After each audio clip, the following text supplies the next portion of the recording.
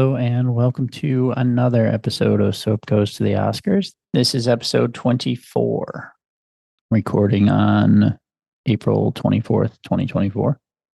The movie I watched this morning was Shanghai Express.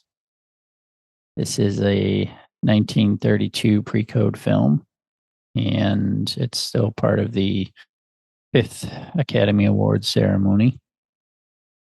This one is directed by Joseph von Sternberg, written by Jules Furthman, based on a short story by Harry Herbie, and stars Marlene Dietrich, Clive Brook, Anna May Wong, Warner Oland.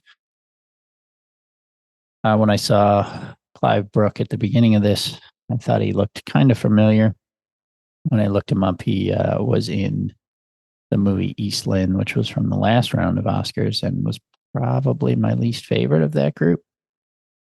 He played sort of a similar character from what I remember, and I think in that one also much older than his female co-star. He's about 14 years older than Marlene Dietrich in this. So, that kind of stuff has been going on in Hollywood since the beginning. So this one, Shanghai Express, takes place in China. It's 1932. When it started, the credits were all in that sort of stereotypical Chinese font. And I was like, oh, I feel like this is going to be kind of racist. And it was, but maybe not quite as bad as I thought it was going to be. One thing it says here on Wikipedia is, although set in China, few Chinese actors appear in the film. However, Anna May Wong, who was American-born Chinese, has a major role, and many Chinese extras are used in the film. There's only one Chinese character, well, besides Anna May Wong, there's only one other Chinese character that was featured, and that was Henry Chang, played by Warner Oland, who is Swedish, I believe. And in the movie, they did say that he was half Chinese and half American, but sort of, painted up to look more Chinese. Yeah, so he was, but, spoke with a British accent and everything, or British-like accent. So, there's definitely a little bit of it. Critics he discussed the film's interest in the questions of race and colonialism and notes the peculiar bifurcation of the film's view of race, as most of the respectable white characters in the film are seen as both flawed and racist. He says only the characters played by Dietrich, Wong, and Brook have real moral agency. He calls the film surprisingly feminist, with Dietrich being a strong, dominating presence and Wong's character her equal. And yeah, so this wasn't a bad film. I didn't love it, but everybody was good. It's the first thing I've ever seen Marlene Dietrich in. Like I said, I'd seen that Clive Brook in East Lynne.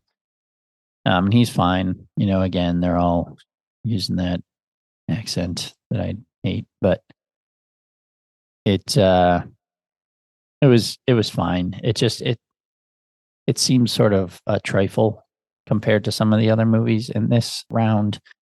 I've probably said this before, but the first year of the Oscars, there were only 3 movies. And then for the next 3 years, there were 5 movies. And then starting this year, the 5th ceremony with the 1931 to 32 Oscars, there were 8 movies. The next year, there's 10. And the year after that, there's 12. And then they vary up until 1944 when they went back to 5. And it stayed that way till 2008.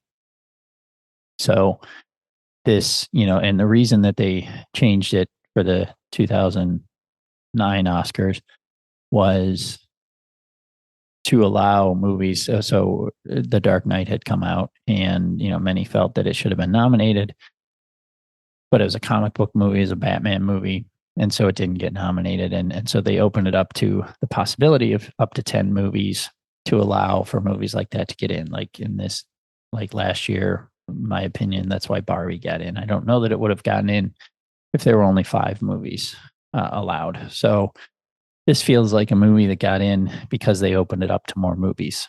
It's just, while it does deal with, like it said, the colonialism and some racism and stuff, and the Chinese Revolution, it just felt like a kind of a fluffy thing. A lot of it has to do with Well, I'll explain a little bit. So it's a bunch of passengers on their way to Shanghai, and China's in a civil war. Clive Brook plays Doc Harvey. His friends envy him because he's on a train with the so-called Shanghai Lily, who is played by Marlene Dietrich. And it turns out they had a relationship and were engaged in the past, but have been apart for about 5 years. I'm trying to remember why. Something happened and he left or she left. I can't remember now, but they've been apart for 5 years. And so, it's a little bit of back and forth with them. And it seems that like her term of Shanghai Lily is sort of a improprietous, if that's a correct way to use that word. Um, like almost, it's a sort of implied that she's like a hooker kind of thing. I don't think she was, but sort of the impression you get. And then, there's a bunch of side characters. There's like an old woman that, thinks that everybody's up to no good, but she runs a boarding house. And there's a minister or preacher on the train, and an invalid. And there's all these like little side characters that kind of, interact with everybody. There's a guy that wants to bet everybody on everything that happens. He's a gambler.